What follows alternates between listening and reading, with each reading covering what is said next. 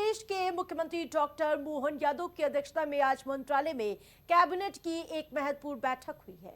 परंपरा के मुताबिक बैठक की शुरुआत राष्ट्रगीत वंदे मातरम के सामूहिक गायन के साथ हुई। इस उच्च स्तरीय बैठक में प्रदेश के राजस्व मंत्री करण सिंह वर्मा विशेष रूप से उपस्थित रहे। बैठक में राज्य के विकास, जनहित की योजनाओं और प्रशासनिक सुधारों से जुड़े कई अहम प्रस्तावों पर गहन चर्चा की गई और उन प्रस्तावों पर मुहर लगाई गई। सूत्र बताते हैं कि इस बैठक में जनता से जुड़े कई बड़े और नीतिगत फैसलों पर अंतिम मुहर लगाई गई।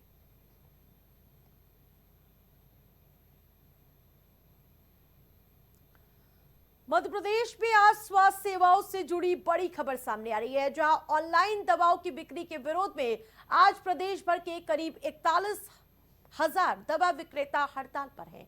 इस राष्ट्रव्यापी बंद का असर राजधानी भोपाल में साफ तौर पर देखा गया, जहां 3,000 से ज्यादा मेडिकल स्टोर्स के शटर आज उठे ही नहीं।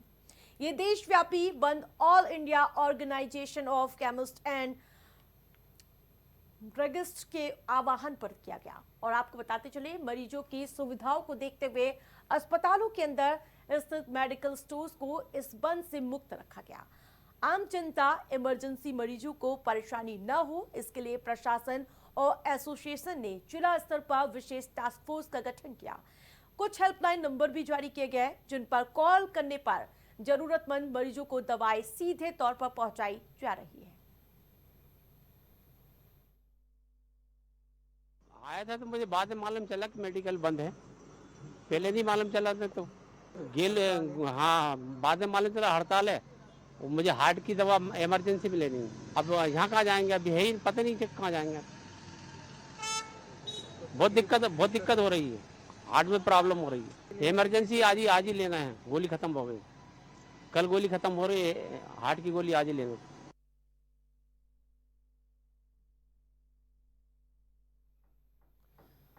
नोएडा की रहने वाली एक्ट्रेस मॉडल ट्विसा शर्मा की मौत का मामला लगातार तूल पकड़ता हुआ नजर आ रहा। बीते 12 मई को भोपाल की ट्विसा शर्मा की मौत के बाद अब तक उनका अंतिम संस्कार नहीं किया गया।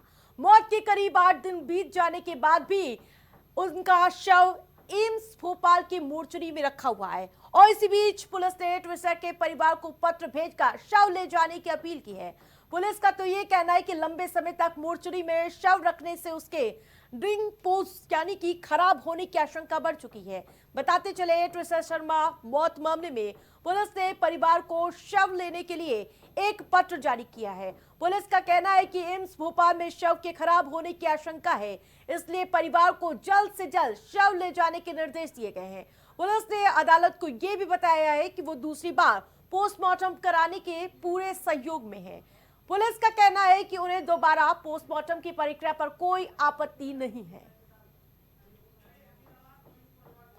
तो फोन लाइन पर हमारे साथ मनीष पालीवाल ज्यादा अपडेट के साथ जुड़ चुके हैं। जिस प्रकार से ये मामला लगातार उलझता हुआ नजर आ रहा है, अभी क्या कुछ ताजा अपडेट मिल पा रहे हैं मनीष?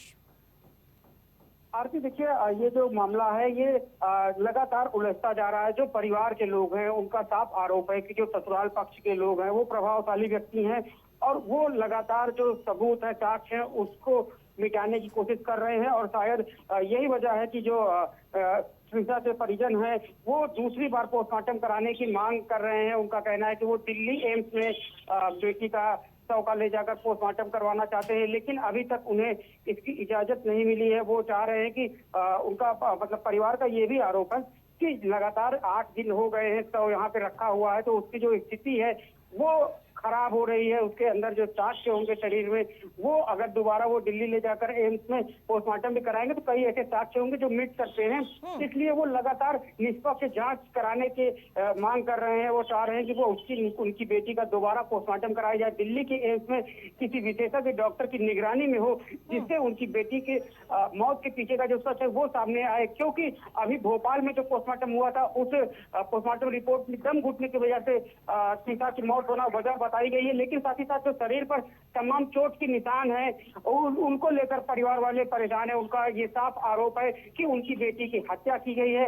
और इस मामले में जो ट्विसा के पिता हैं उनका यह भी आरोप है कि उनकी बेटी दूसरी मंजिल पर रहती थी और वहां पर अगर उसने फांसी लगाई, उसकी मौत हुई, तो फिर उनकी ससुर, सास और पति जो थे, जो परिवार के लोग थे, वो लोग दूसरी मंजिल से नीचे लाकर सीसीटीवी जहां पर लगा हुआ था वहां पर बेटी के बॉडी को पीसीआर दे बिल्कुल रहे थे। लेकिन तो मनीष, बड़ा सवाल है, ना तो अभी तक के अंतिम संस्कार कराया गया है और ना ही अभी पति को तलाश पाई है प्रशासन। हाथ खाली है अभी तक।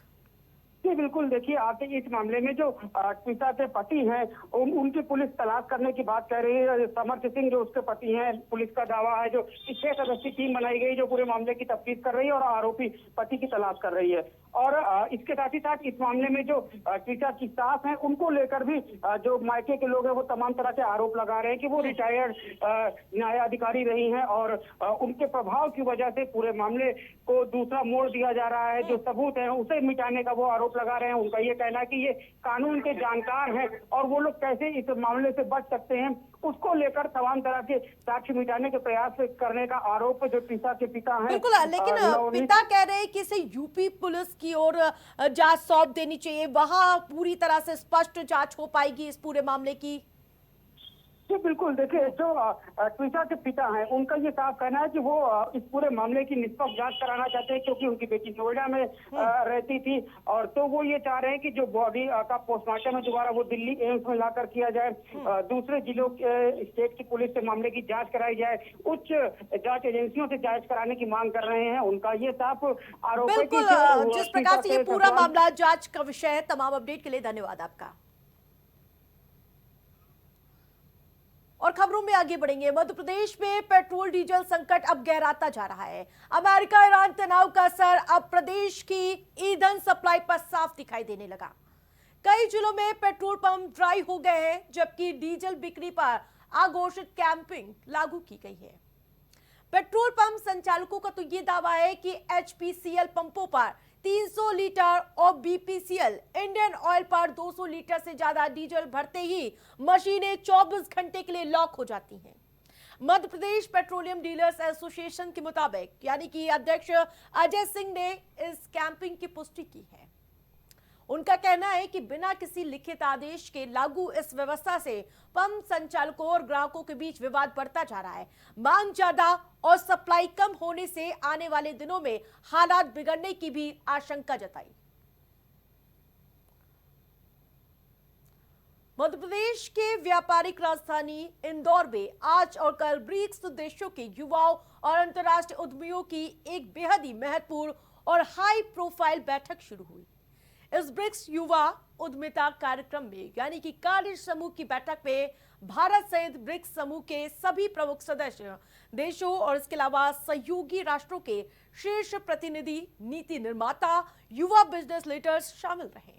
वैश्विक स्तर पर इंदौर की मेजबानी में हो रहा ये आयोजन शहर के गौरव को बढ़ाने वाला है।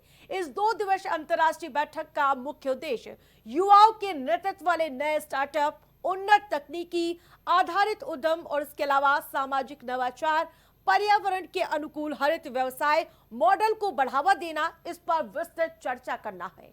और इस सम्मेलन के दौरान वैश्विक चुनौतियों से निपटने के लिए युवाओं की भागीदारी को सुनिश्चित किया जाएगा। कार्यक्रम के मुख्य आकर्षण के रूप में केंद्रीय युवा मामले एवं खेल मंत्री डॉक्टर मनसुख मंडाविया भी इस बैठक में वर्चुअल माध्यम से जुड़ेंगे। देश विदेश से आए इन प्रतिभावान युवाओं और सफल उद्यमियों को विशेष रूप से संबोधित कर उनका मार्गदर्शन करेंगे। छत्तीसगढ़ हाईकोर्ट ने प्रदेश में पर्यावरण प्रदूषण और जल स्रोतों के दूषित होने के मामले में बड़ा कदम उठाया है। कोर्ट ने स्वतः संज्ञान लेते हुए चल रही जनहित याचिका की सुनवाई में 3 बड़ी शराब फैक्ट्रियों के स्वतंत्र जांच के आदेश दिए हैं। चीफ जस्टिस रमेश सिन्हा और इसके अलावा जस्टिस रविंद्र कुमार अग्रवाल की डिवीजन बेंच ने 2 अधिवक्ताओं को कोर्ट कमिश्नर नियुक्त किया है। ये कमिश्नर शराब कंपनियों को और छत्तीसगढ़ पर्यावरण संरक्षण बोर्ड द्वारा कोर्ट में दिए गए शपथ पत्रों की जमीनी हकीकत जांचेंगे। कोर्ट ये देखेगा कि फैक्ट्रियों में पर्यावरण सुरक्षा मानकों का पालन हो रहा है या फिर नहीं। साथ ही जल निकायों में प्रदूषण और सुरक्षा उपायों की वास्तविक स्थिति पर भी रिपोर्ट अदालत को सौंपी जाएगी। हाईकोर्ट के इस आदेश को पर्यावरण संरक्षण की दिशा में अहम माना जा रहा है। और खबर धार से सामने आ रही है। यहाँ मामूली कहासुनी के बाद 5 दबंगों ने एक युवक की बीच सड़क पर बेरहमी से पीट दिया। आरोपियों ने युवक पर लाठी डंडों से हमला किया है, जिसका वीडियो अब सोशल मीडिया पर वायरल हो रहा है। घटना अमझेरा थाना क्षेत्र की बताई जा रही है। वायरल वीडियो में युवक को घेर कर पीटते हुए साफ देखा जा रहा है। मारपीट के दौरान मौके पर मौजूद लोग तमाशबीन बने हुए हैं। घटना के बाद इलाके में तनाव का माहौल है। पुलिस ने मामला दर्ज कर लिया है। फरार आरोपियों की तलाश जारी है। पुलिस का कहना है कि वीडियो के आधार पर आरोपियों की पहचान की जा रही है और जल्द से जल्द गिरफ्तारी होगी। अब बात करेंगे मौसम की। मध्य प्रदेश में इस समय भीषण गर्मी पड़ रही है। कड़ाके की धूप का असर यह है कि उसकी गर्माहट शाम में लोगों के पसीने छुड़वा रही है। कई जिलों में तापमान 45 से 46 डिग्री सेल्सियस तक पहुंच गया है और मौसम विभाग ने अगले 4 दिनों के लू का अलर्ट जारी किया है। यानी कि भोपाल समेत प्रदेश के कई शहरों में तेज धूप और गर्म हवाओं ने लोगों की दिक्कतें बढ़ा दी है।